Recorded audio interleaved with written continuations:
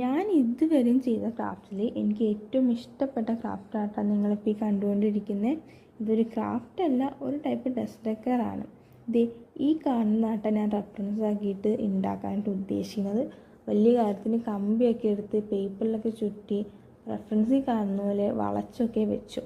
അതിന് ഞാൻ ബേസായിട്ട് യൂസ് ചെയ്തേക്കുന്നത് ഇതിലിങ്ങനെ പേപ്പർ ഇങ്ങനെ റോൾ ചെയ്ത് വെച്ചതാട്ടാ. ആൻഡ് ലാസ്റ്റ് ആയി കഴിഞ്ഞപ്പോഴേക്കും ഈ ഒരു സാധനം ഇതിൽ ബാലൻസ് ചെയ്ത് നിൽക്കുന്നുണ്ടായില്ല. അപ്പോൾ ഞാൻ എന്ത് ചെയ്തു, ചെറുതായിട്ട് കമ്പിയുടെ ഷേപ്പ് മാറ്റി. അപ്പോൾ ഇതിൽ കറക്റ്റായിട്ട് ബാലൻസ് ചെയ്ത് നിന്നു. എന്നിട്ട് ഞാൻ ചെയ്തത് ടിഷ്യൂ വെച്ചിട്ടുള്ളൊരു പരിപാടിയായിട്ടാണ്. കുറേ പേര് കണ്ടിട്ടുണ്ടാവും, ഇനി കാണാത്തവർക്ക് വേണ്ടിയിട്ടാണ്.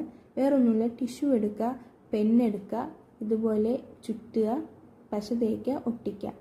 ആൻഡ് ഇത് ഒട്ടിക്കുമ്പം ഗ്യാപ്പ് ഒട്ടുമില്ലാണ്ട് ഒട്ടിക്കുക. അപ്പം നല്ല ഭംഗിയായിട്ട് ലാസ്റ്റ് കിട്ടും കേട്ടോ.